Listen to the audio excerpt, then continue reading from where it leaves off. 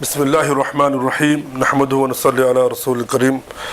My dear respected brothers and sisters, we're just going to do a little recap of what we've done the previous lesson for the benefit for all the brothers, especially those brothers who have just joined in today. We first talked about the importance of learning the Quran, and we mentioned the Quranic verse, Inna anzalnahu Qur'anan Arabiyyan la'allakum ta'qilun.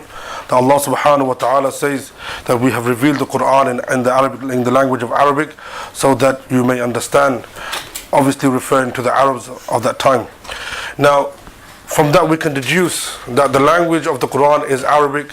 So to understand the Quran properly and to give it to give it justice to the understanding, that has to be through the language of Arabic.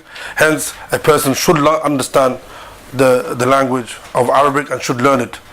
Prophet sallallahu alaihi wasallam said, "Ahibbul Arab li thalath," that you should love the Arabs for three things. Because li'anni Arab, because I am an Arab. Wa lughatul Quran al Arab, and the language of the Quran is Arabic. And wa lughatul Jannah Arabi, and the language of Jannah will be Arabic. So for that reason, we are learning the language of Arabic, although it may have materialistic benefits.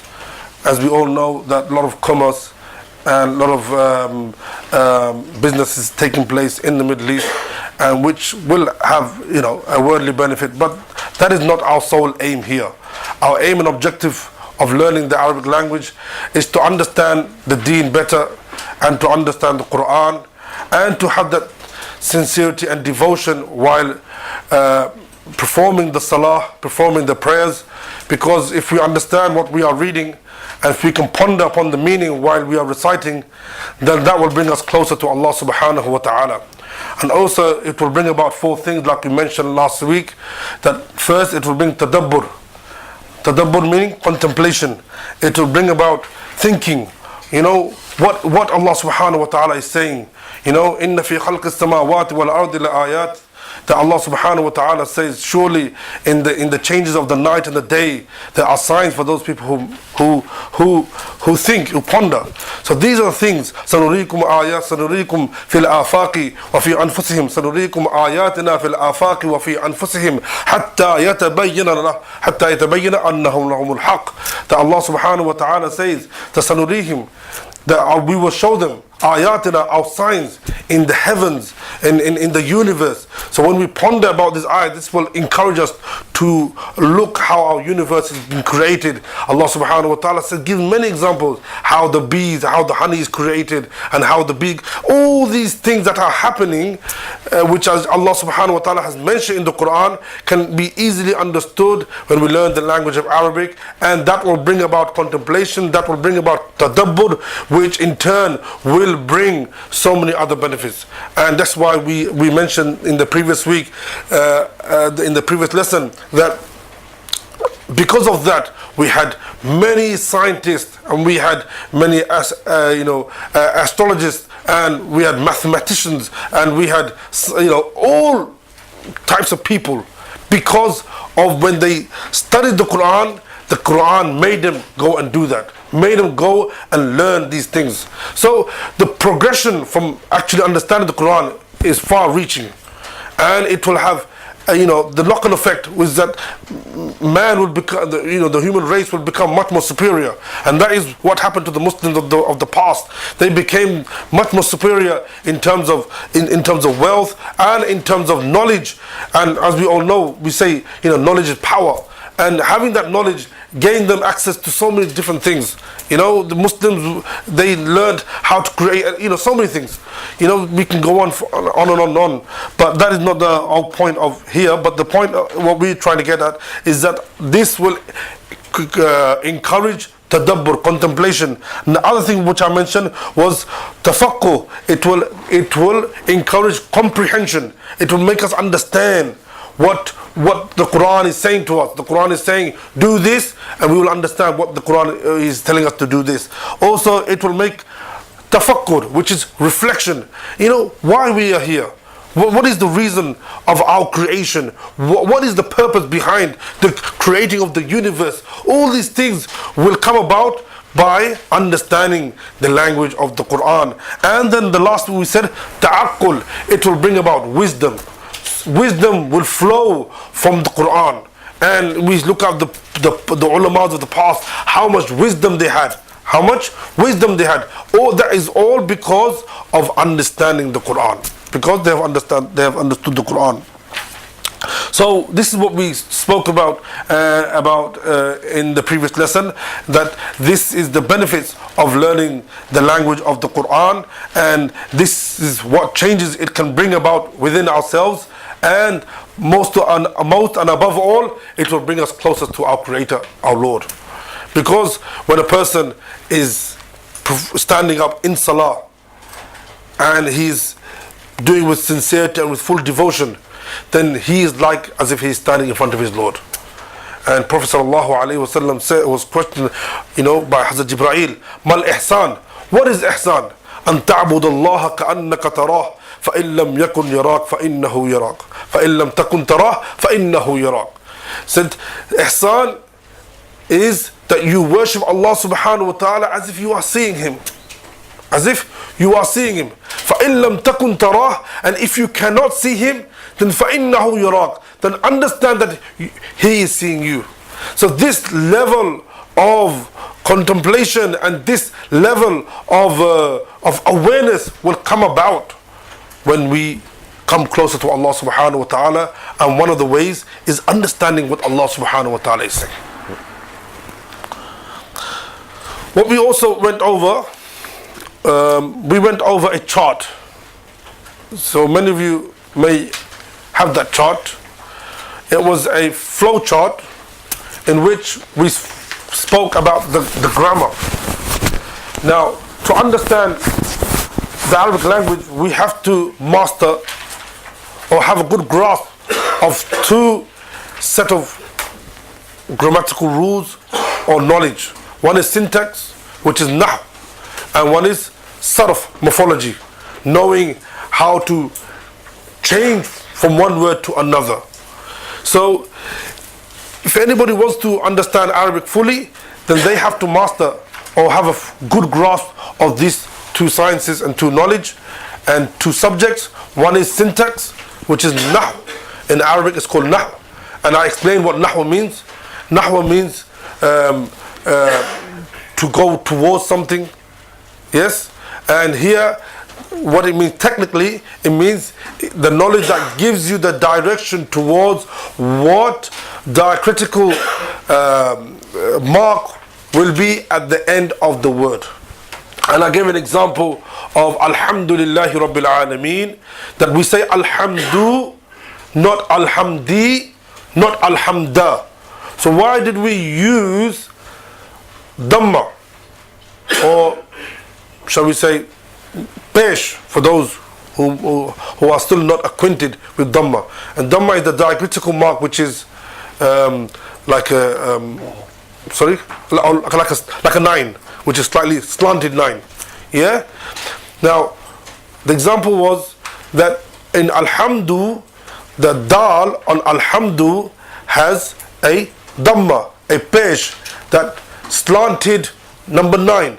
Why did it not have Fatha, Zabar, a sliding a mark? Why did it have Kasra, Z, a little mark that you'll see at the bottom of any Arabic word?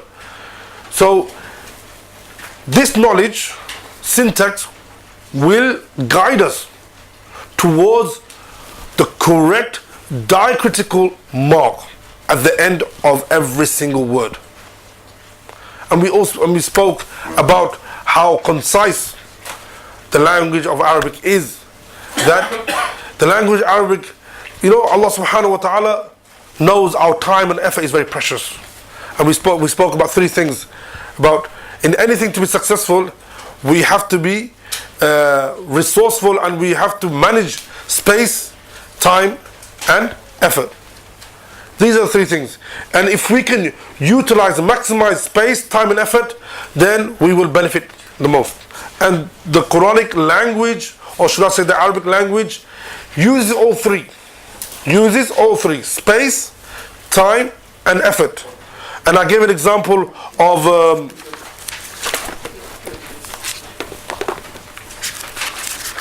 Muhammad. I wrote it somewhere. Yeah. I don't know if you can all see. Can you all see? Muhammad? Yeah? Please say yes, because I don't know if you,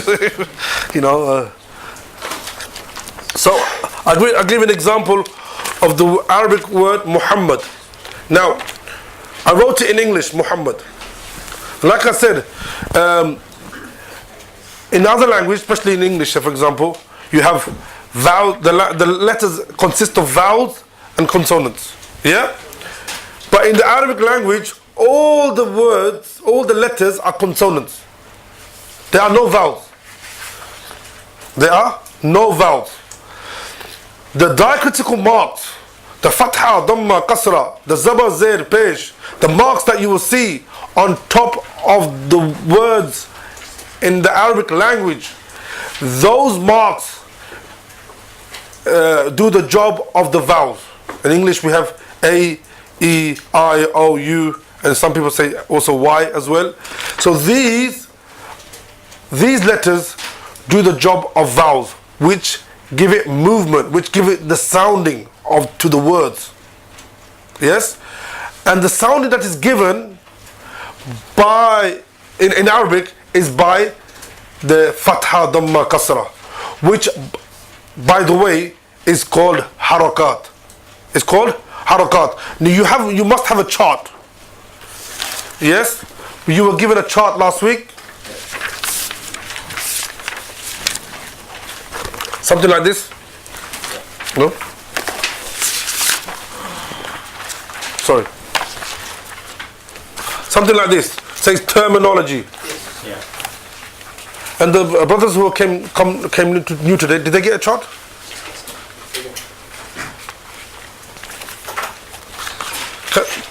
So can we all recollect this chart that was given last week? Yes, the new brothers inshallah will get the chart inshallah now. So do we have a resounding yes? Yes. Okay, that's better. At least I know everyone's awake at least. Right. And we said that the diacritical points or marks are called haraka. Yes? Haraka is also an Urdu word we use. What does it mean? Movement. What does it mean? Movement. So these marks give movement to the sound. That is the job of these zaba, zir, pesh, fatha, kasra, dhamma. The job of that is to give movement to the sound. Just like the vowels give the movement to the sound. Do you understand? Yes. So, if we go back to the example of Muhammad, yes? Yes. In the English, you can see you have U, A, which are the vowels, and M, and H, and D, which are the consonants. So, consisting of both, the word Muhammad is formed. Okay? Has become so long. If you look at Muhammad, it's only 4 words, 4 letters. In a very short space, less time is being consumed and less effort is being consumed. So the Quran, the Arabic language, also focuses on that. Whereas by using little time and effort and space, great meaning is achieved. And also another reason we spoke about why we should learn Arabic is that to give it justice to the meaning, only by learning the Arabic language that can be achieved. And we gave an example of Rabb. Alhamdulillahi Rabbil Alameen, which means all praise is due to Allah, who is the Lord of all the worlds. Now Rabb, which we normally translate as Lord, but really the true meaning is a deity, a person who has the ability to nurture a living thing through all its stages of life to its full status. So from a baby to man, every stage of life, nurturing that to reach its potential in every state and status in life. That is the true meaning. That you don't get it from Lord. But if you understand the Arabic language, you get that meaning. So that is why we need to learn Arabic. So we go back to the chart. This is the chart what we did. Something similar to this. Something similar to this. First is love. What did we say? Love. Love means articulation. To say something. It means to say something. From that, from what we say, it can be categorized into two. From what we say, it can be categorized into two. Number one is mawdu'. What is it? Mawdu'. Mawdu' means something which has a meaning. Something which has a meaning. And muhmal meaning something which does not have a meaning. That is the technical meaning. But literally, mawdu' means something which has been created for a purpose. So something which has a meaning has been created for that meaning. So if you say car, for example, or in Arabic you say sayyara, car. So when you say car, that car has been created for the meaning of it, which is something which has four wheels and probably has a driver wheel and etc., etc., which obviously we can picture in our mind what it is. But if we were to say, I don't know, say something which is in English which doesn't have any meaning.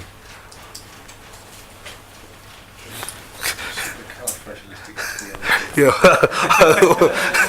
that's a tongue twister. Yeah, you say something, say raw, even that has a meaning, I think. But say for example, you said something which has no meaning, like what children say. It don't mean nothing. It doesn't mean anything. Muhmal means wasted. What does it mean? Wasted. So that's the literal meaning. But here it means a word which has no meaning. A word which has no meaning. So obviously the topic and the discussion is not going to be anything to do with words that don't have any meaning. So we are going to discuss mawdu'. What are we going to discuss? Mawdu', meaning those words which have meaning. Then that can be categorized into two. One is mufrad. One is mufrad, and the other one is murakkab. Other one is murakkab. Mufrad means a word which has a single meaning, has a singular meaning. What does it have? Singular meaning. And murakkab means compound, means a collection of words. A collection of words. Are we all here? I'm sure it's not going over anybody's head, because if it does, please let me know and I'll say it again if I have to. Mufrad.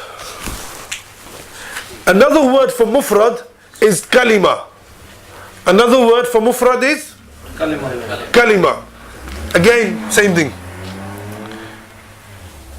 Yes. Yes. You put your hands up. No, you okay? Fine. You with me? Fine. So another word for mufrad is kalima. Okay. Now we're going to leave murakkab to one side. We'll start with kalima. We will start with kalima. Kalima is divided into three. Kalima Mufrad is divided into three. The first one is ism. Ism. The short meaning is noun. Short meaning is noun. I'll explain it to as we go into that, as we delve into that. The second category is fa'l. Can you all say please? Fa'l. Which means verb. Short meaning is verb. The third is particle. Harf. Harf. Okay. The longer meaning is as we go to the board.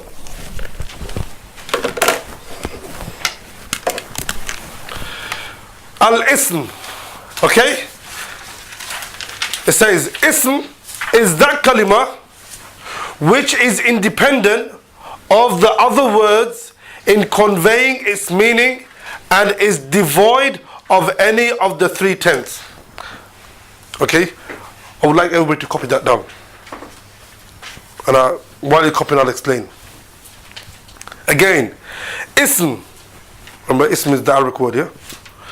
Is that kalima. Remember, kalima is another word for mufrad. Is that kalima which is independent of other words. Meaning, to understand the meaning of that word, it is not in need of any other word to convey its meaning. So it's independent. It is not dependent on any other word to convey its meaning. Other words, in conveying its meaning, and is devoid of any of the three tenses. We have three tenses: past, present, and future. These are three tenses. Again, in Arabic, you'll have those three tenses as well. So, number one, it doesn't need any other word to explain its meaning. Number two, the word does not consist of any tense. Like, for example, he hit. He hit has a tense in it, which is past. That somebody hit somebody. He hit. So that is not an ism because it has a tense in it. It has a tense. So A, it shouldn't need any other word to make you understand the meaning of it.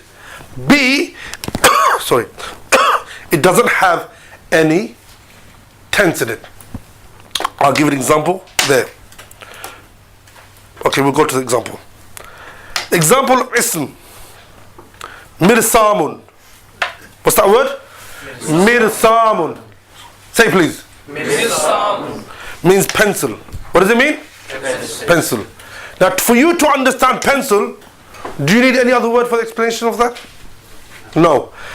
Does the word pencil carry any tense? No. So this would be classified as ism.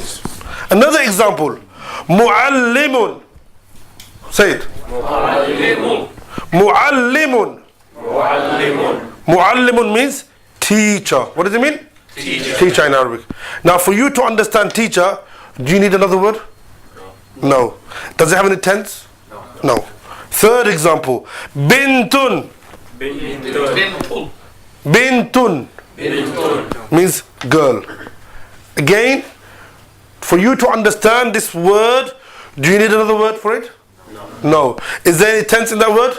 No. So these three are the examples of ism. Are we clear? Yes? Let's go to the second category. Al-fi'lu. Or fi'l. Okay?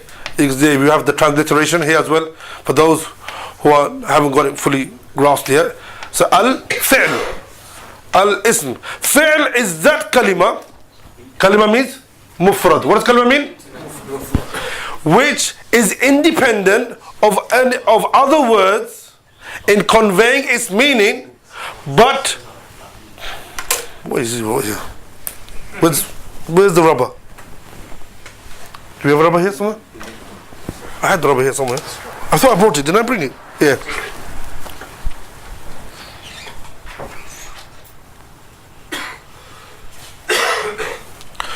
Which does contain a tense. which does contain a tense. Example, Nasara. What is that word? Nasara. It means he helped. What does it mean? He helped. Now, to understand that word, do we need another word for it? Yes. We don't need another word for it, do you?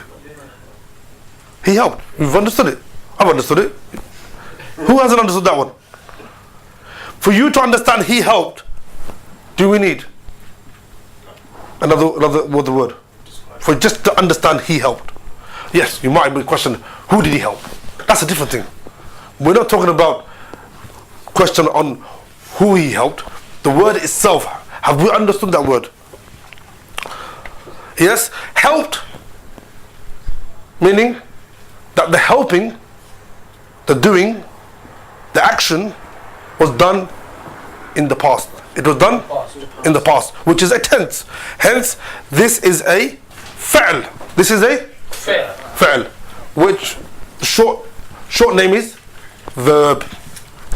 Then we have the third, al-harf. Harf, what do we have? Harf is that kalima which is dependent on either an ism or fi'l or something within something, both in conveying its meaning.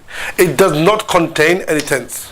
So, for one to understand harf, either it will have an ism or a fi'l attached to it. It will have an ism or a fi'l attached to it. And it will not contain tense. Example of thumma. What is it? Thumma. Thumma means then. Then? What is then? What then? What?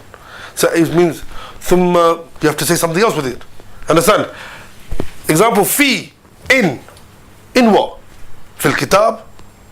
Fil fasl? You know, is it in the book? Or is it in the classroom? What does it mean? So these are called harf, which short name is particle. But the long definition is here. Have you understood that? Yes? Yeah. Is there any questions? Sometimes it's good to ask as we go along because it's easy to comprehend. Kalima. Kalima, yes. I just can't get my head around exactly what you mean. Kalima is another word for mufrad. Right? So it's just another word, which if you do know, when we will be going along through the subject of nahwa and sarf, this word will come along very frequently. So it's important that we understand what kalima means. Does it basically mean rule? No, kalima means word. Word. Just like mufrad means word. It's a synonym. Does it mean, sorry, one of a category of either noun, verb, Yeah. or part? Yeah. That is It's basically another word of mufrad. Okay? Just like mufrad categorized in three. So you see, instead of saying mufrad, you can say kalima. Yeah?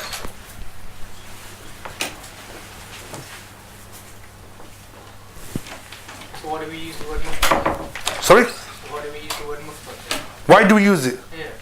What? If we can use kalima, then why do we use mufrad? It's like, why do you use car? Why do you use vehicle? Is this two different words? You can use both. Kalma's easy to say, though, isn't it? Huh? Mufrad. Well, the reason why they use mufrad is mufrad. They use it in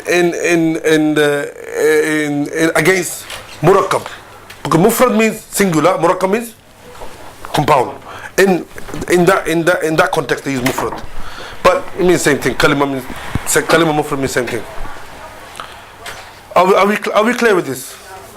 Yeah. Go for the other example where the car, Okay, another example of fi'l. Yansuru.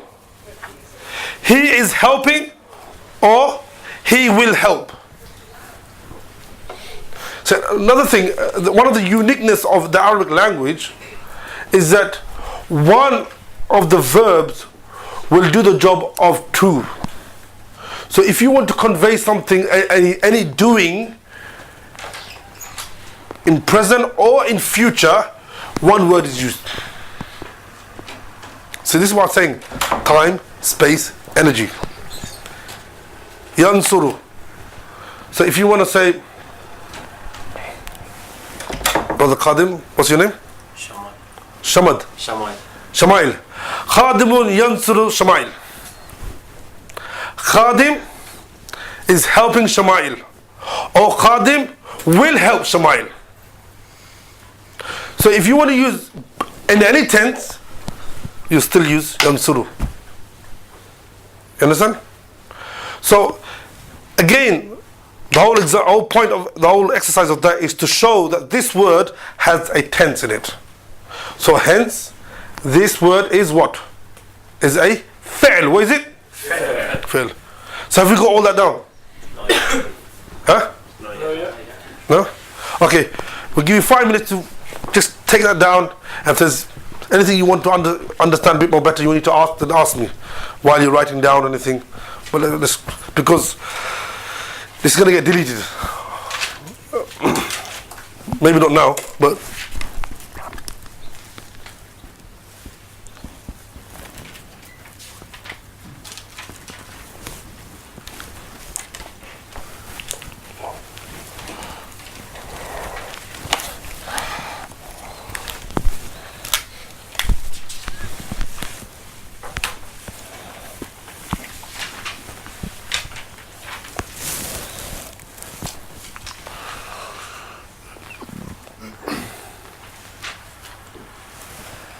okay, after 5 minutes, everybody's been given a sheet of paper. I'm gonna dictate some letters, and I want everybody to write in that sheet of paper those letters. The reason why I'm saying that is that it'll make sure that we stay on top of the game, so that we've done our homework. Because the previous week, because we were given some homework and we were told to write the letters down. So if you've done your homework, then this shouldn't be too hard of an exercise. If we haven't done the homework, then this should remind us that look, we need to do the homework. Okay? So I'm going to ask brothers and sisters very soon, once you've written all this down, to pay attention towards that paper, and I'm going to dictate some letters.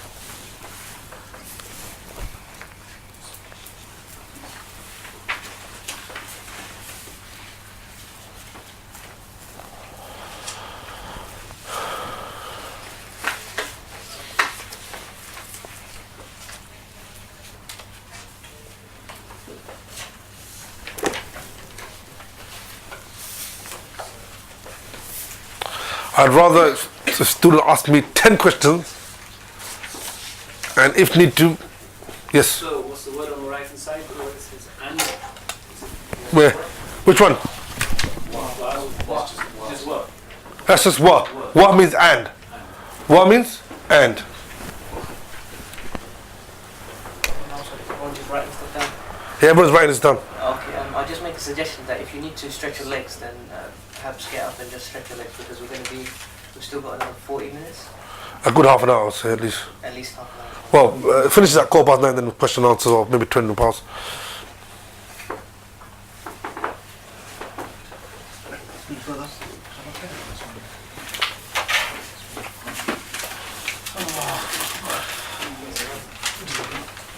Okay, after 1 minute, we're going to start with the exercise. So if you want to recap on your letters, quickly have a little look.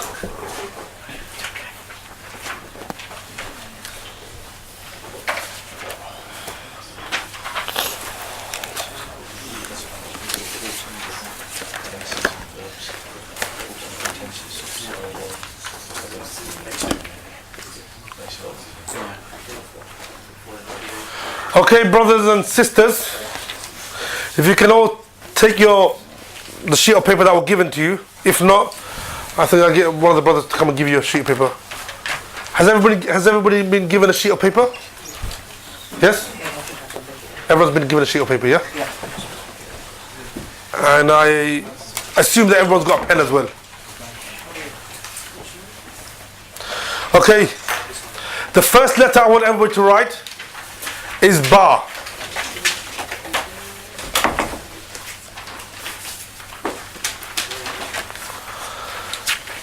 The second letter I want everyone to write is Zal.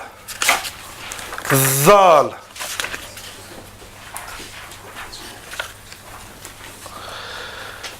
The third letter I want everybody to write is Dha.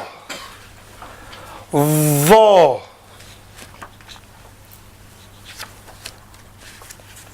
The fifth letter I want everybody to write is Kaf.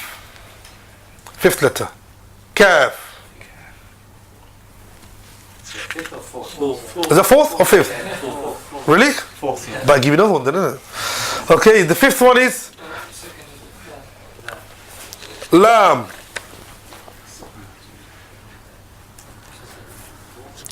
The sixth one, Noon. After Lam, we said Noon. So what was the third one? Yeah. I think it was Dhal, wasn't it? Dha. So what was the first one then? Ba. Second one was? Dhal, yes. And then the third one was Dha. Dha. Then we have Kaf. Then we had Lam. Then Noon. Wow. And Ya.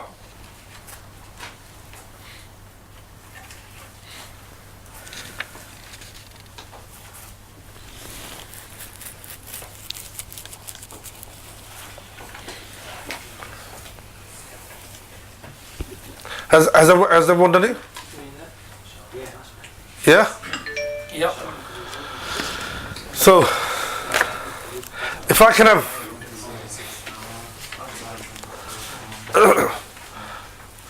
two brothers from from the second row to give me their sheets. If Fahim and your brother next to you, if I can have your sheets, if I can have your two sheets, and maybe your two sheets. Just random check.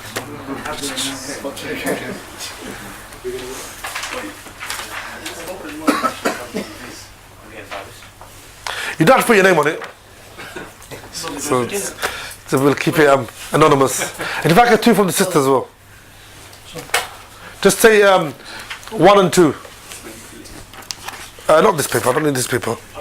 Yes, not that. So, it's written on this? You won't give me one of these papers? I didn't have one. Sorry. Okay. Well, it means that you know whose it is now. Okay,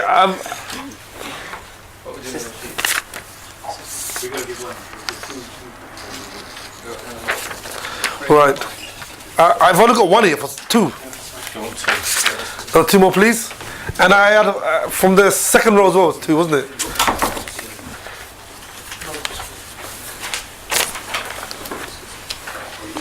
One more? Yeah, one more.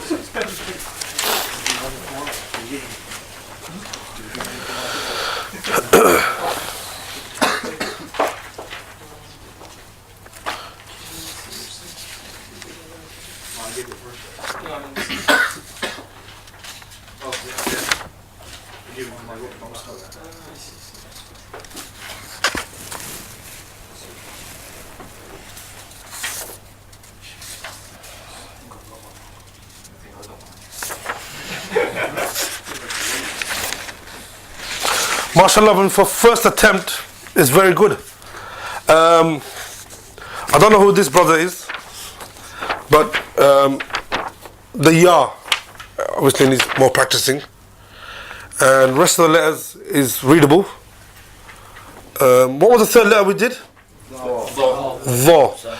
Okay, again the third letter, Dha has a dot and it doesn't overlap. So whoever it is, I don't know, so we don't need to know who it is. But this just gives you a synopsis, a sample of where we've made mistakes and where we can do better. So alhamdulillah, it's good. It shows that you've made effort, which is good. I like to have good students. And so that is a base and a foundation that we can work on. So inshallah, if we do that with the sisters, mashallah, they're better than the brothers. You know, don't know why they're here. Yeah, mashallah, very good. No one's verified if they're cheating or not. Well, we'll give them the benefit of the doubt. You know, we trust our Muslim brothers and sisters, inshallah. They won't do that. So yes, again, it's very good. So the only way to improve is by practice. That's the bottom line. If we want to make sure that we can write it properly, then the more we practice, the better we'll become, inshallah. So if you can pass it back to those brothers and just take with us who's give it to Brother Zubair. So we should have done up to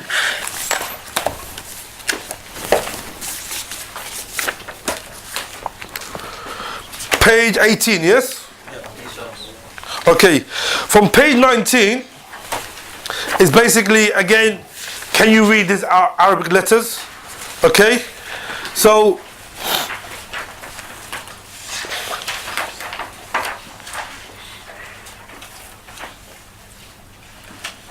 if I can have from my right, start from, yes, if you go to the whole page number 19, okay, if you start from the first letter, then you start with second, third, fourth, and carry on as we go along, okay?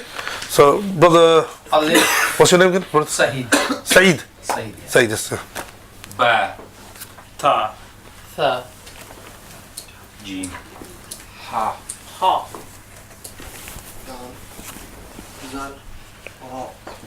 Za. Brother, next below, next behind him. Sorry. Oh, no. Sin. No, we're on yeah, Za, yes, Sin, yeah. Next one, brother. Sheen. What is it? Say again, after Sin? Sheen. Sheen. Sod. Sod. Dot. That's a very difficult Dod. Dod. That's probably one of the most difficult on the whole Arabic alphabet. Next one. Do. Go. Say again? Go. Va, yes. Ain. Ain. Rain. Ghain. Zubair? Next one. Fa. Okay, we start again here. Kaf. Ge. Ge. Lam. Mim. Nun. Ha. Wow. MashaAllah. So there you are. Obviously, you've got, I could say, fairly good grasp of it.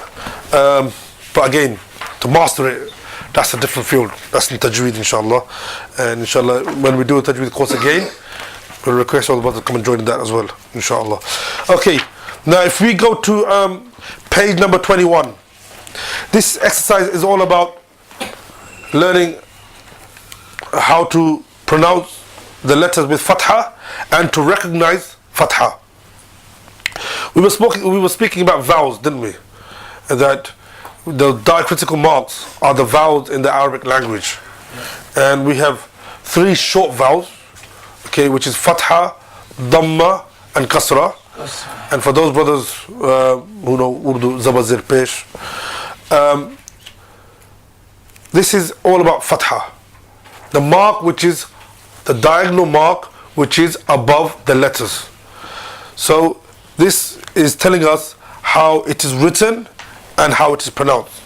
So they said this is a short diagonal stroke written above an Arabic letter. It is pronounced as in the English word cat. So the way to pronounce it is like ba,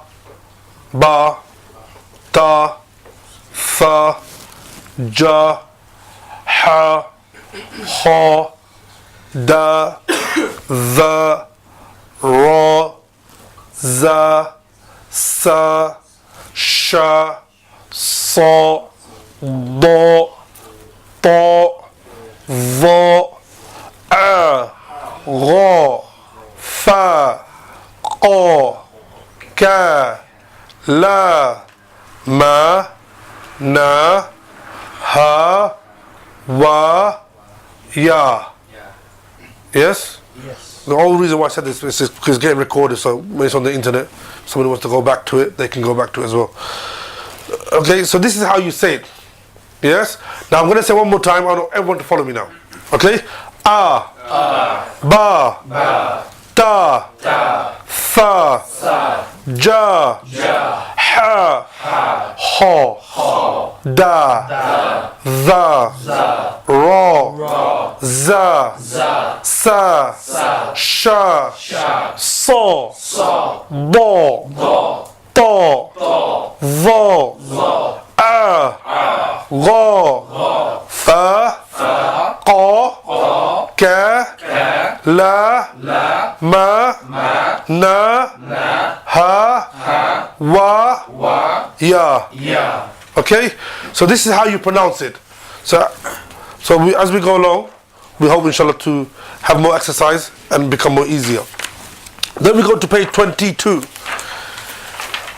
This is kasra, which is the diacritical mark, diagonal stroke, which is normally written below the letter.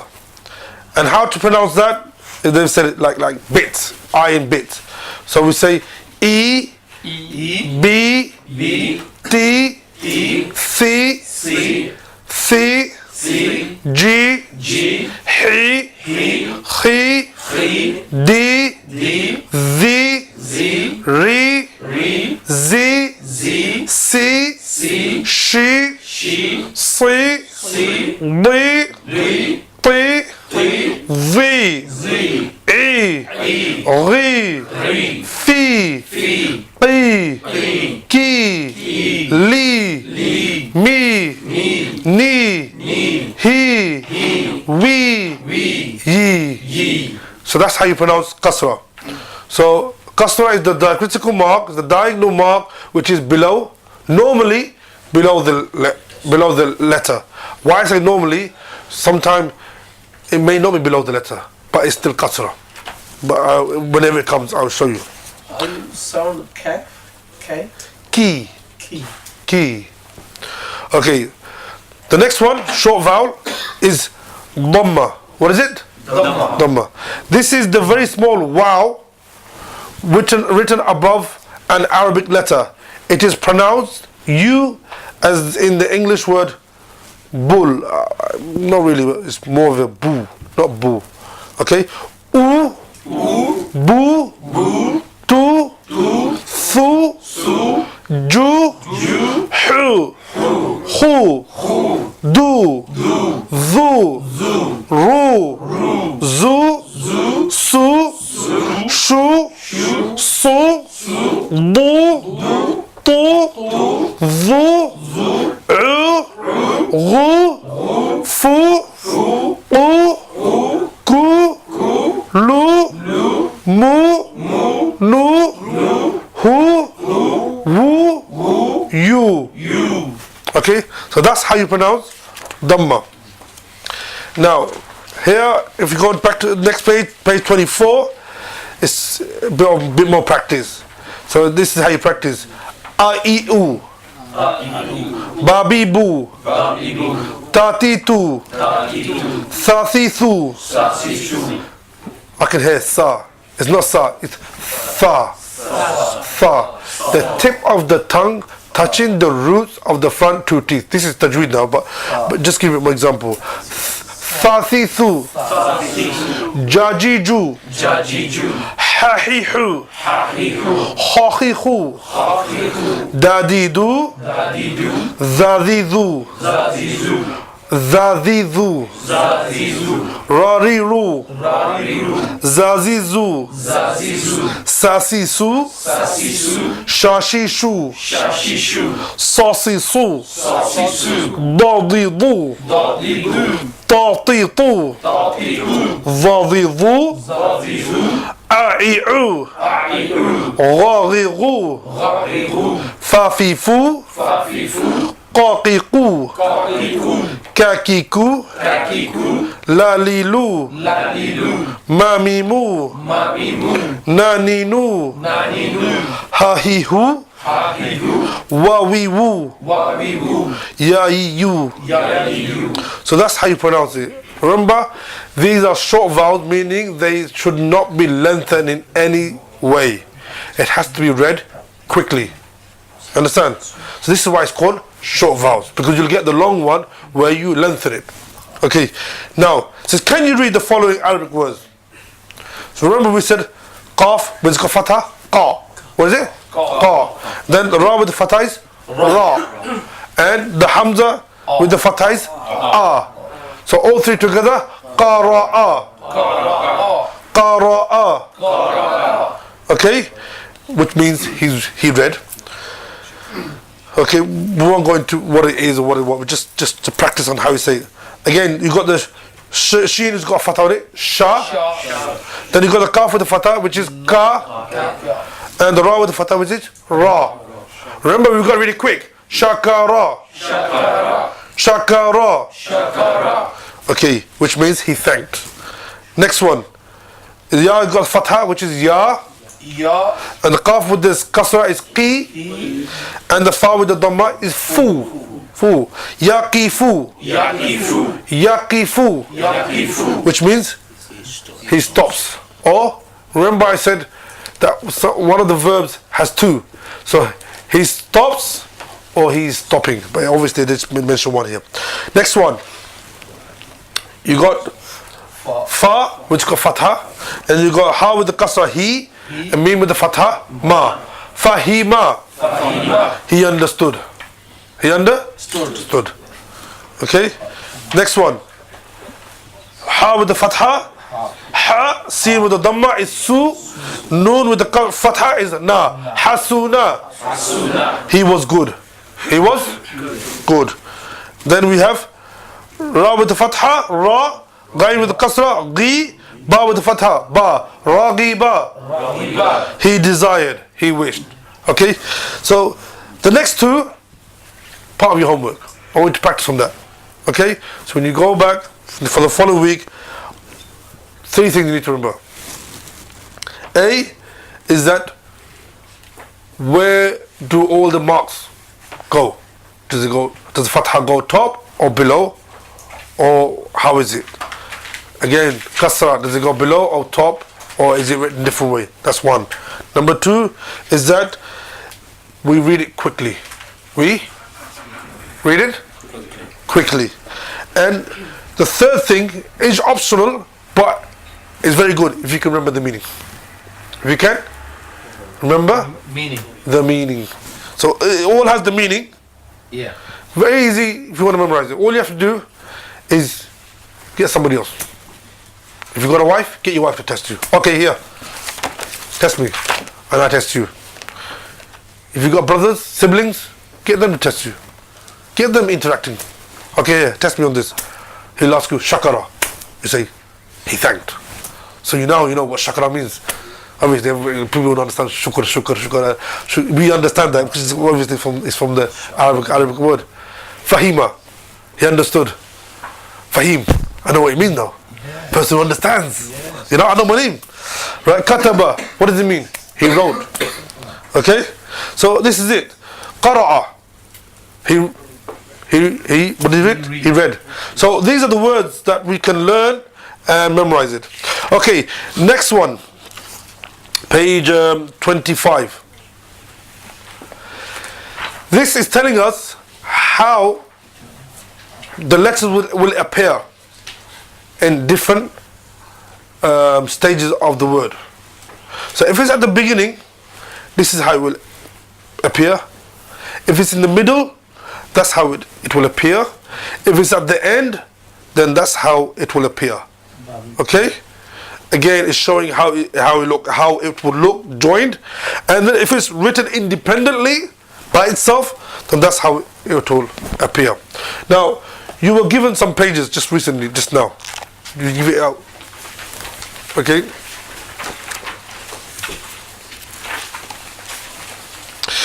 If you go to the first page, which says page number 5,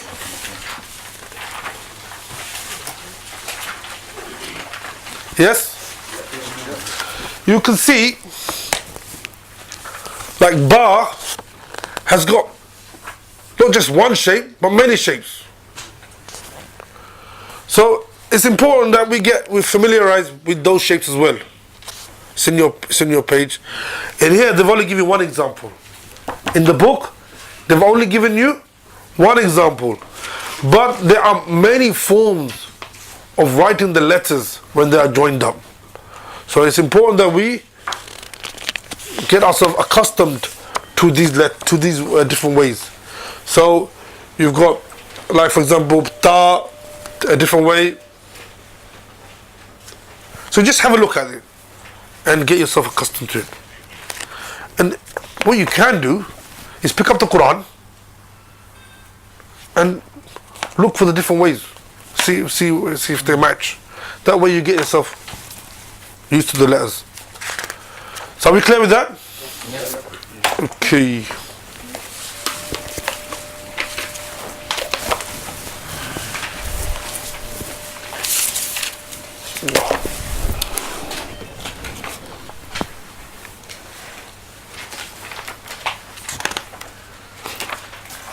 Again, page 26 is all about that. Now we come to page 27.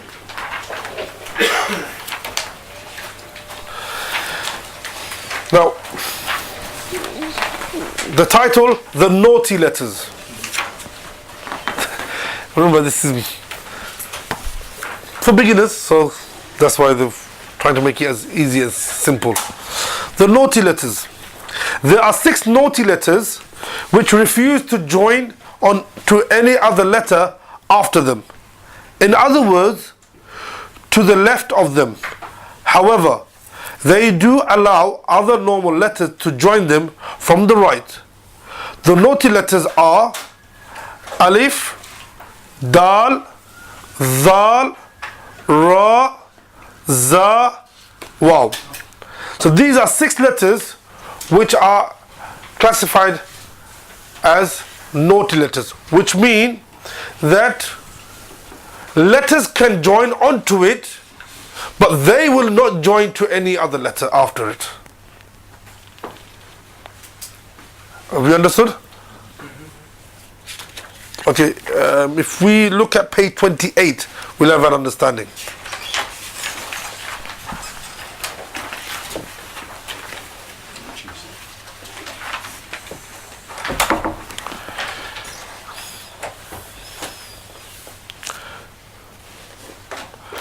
If you look at the first box, the first example, saying Alif plus Ba. Now, normally, if it was another letter, it will join on to the letter after it. But Alif is not joining to the Ba. Alif is not joining to the Ba because it's one of those 6 letters that do not join with any letter after it. But they allow other letters to join it. They allow other letters to join it, but they would not join with any other letter. Okay? Now, if you look at the second example, you've got you've got the naughty letter Dal. Dal, is it joining to the Ba? Yeah. No, it's not, isn't it? Dal is not joining to the Ba because Dal is what? A naughty letter. You got Zal, again. Is it joining to the Ba? No. But when Ba is before the Alif, it joins to the Alif. So the Alif allows any letter to join before it, but Alif itself will not join with any letter after it. So this rule applies to all the 6 letters. All these 6 letters will not allow any letter which comes after it to join with it. But any letter before it will join to it. Then it says, what happens when both the letters are naughty? It won't join. Both letters will not join. Okay? Because the naughty letters doesn't allow to be joined with the letters after it. So if another naughty letter comes after it, it won't join to it. Do you understand? So that's why it will be written independently. It will be written independently. Are we clear with that? So that is. So again, for next lesson, we need to know what are the naughty letters. So again, we'll have a little test regarding that. Also, how to pronounce Fatha, Kasra, Dhamma, which we learned today. Again, practice on those that little box that we had. We did 2 lines together. The other 2 lines, we hope that you will work it out yourself. Again, we'll be tested on that. If possible, we will try to learn the meaning. We will try to learn the meaning. Okay, I've prepared some phrases that we can also learn, and we can put it into practice straight away.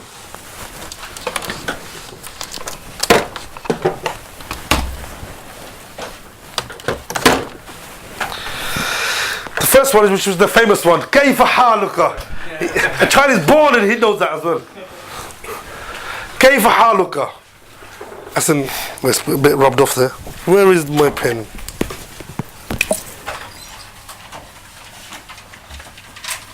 Okay, كيف حالك? كيف حالك? If you can write that down as well. Also, you can then distinguish which was the Fatha, which is the Dhamma. Now you know. What does it mean? How are you?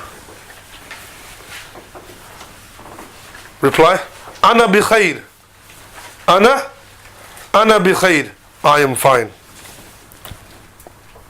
Another one. Ma hadha. What is this?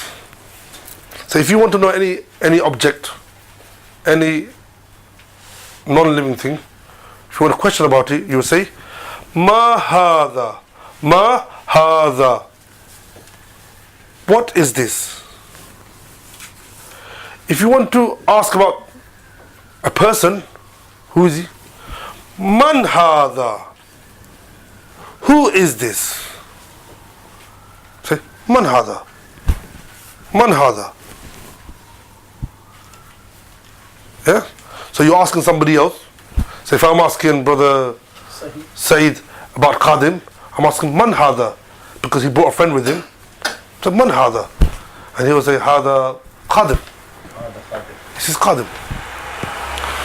Man anta. Somebody come up to me. So who are you? Man anta. Who are you? Ana Abdul Hannan. I am Abdul Hannan.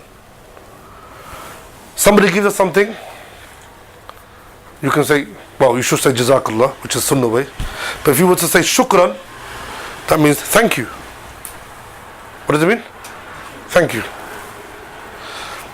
If you wanted to ask somebody's name, Mas Mukal Kareem. Mas Mukal Kareem. Mas Mukal Kareem. What is your good name? What does it mean? What is your good name? So these are some of the phrases that we can learn. Again, I'm going to ask next week as well. So I've kept it simple, few, not a lot, but if you learn them, believe me, after 7 lessons, you'll have a quite, and you can, by 7th lesson, we can, with the words that we've learned, we can start a little discussion.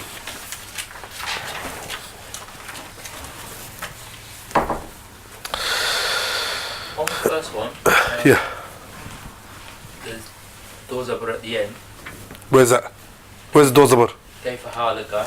Kayfa haluka is just one zabar, one fatha. We're gonna leave zabar zir pesh out now. We're gonna say fatha, kasra, dhamma. Try to stick to the Arabic language.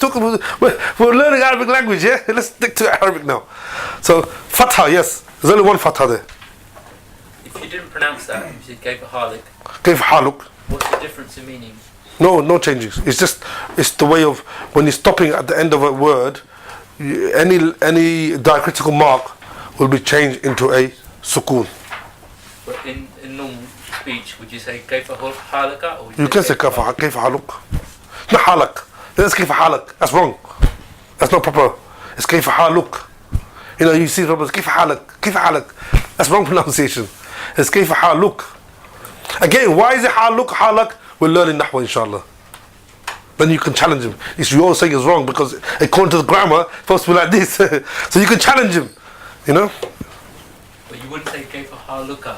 You can say كيف حالك. What's the difference in meaning? No change in meaning. It's like saying Alhamdulillahi Rabbil Alameen. You can say Alhamdulillahi Rabbil Alameen. So if somebody says Alhamdulillahi Rabbil Alameen, it's not going to change the meaning. It's just that he didn't stop there. Yeah? That's an example.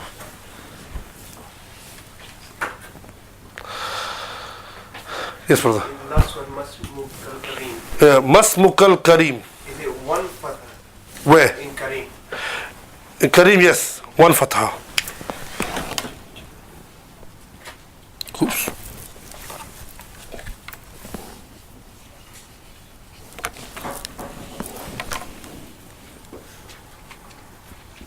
That's a kaf and there's a fatha on there.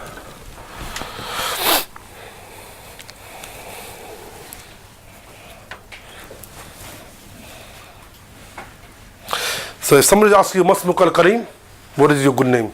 And you say Ismi, whatever. Say if you say Saifullah, what's your name? Saifullah, is it? Saifuddin. Ismi Saifuddin. Yeah? Ismi Abdul Hannan. Ismi Anhar. Ismi Anhar. Ismi Naim. Ismi Naim. Ismi Ahmed. Ismi Ahmed. Ismi Stuart. Ismi Stewart. Ismi Habib. That's it. Ismi We're talking now already. If I wanted to say, Ismi Kareem. Masmukal Kareem. if I were to ask, like in Arabic, how to say something in English, like moon. Someone told me, I just want to check this right. Is it كيف أقول moon بالعربي? Is that right? Or is it كيف تقول أو كيف أقول كيف أقول هذا شيء بالعربية. بالعربية? Yeah. Maybe if we could learn So how do I say this thing in Arabic? that'd be good to help with the whole process. هذا القمر. واسم هذا الشيء القمر. Have you got it? Yep. Yeah. So any more questions before we close the chapter?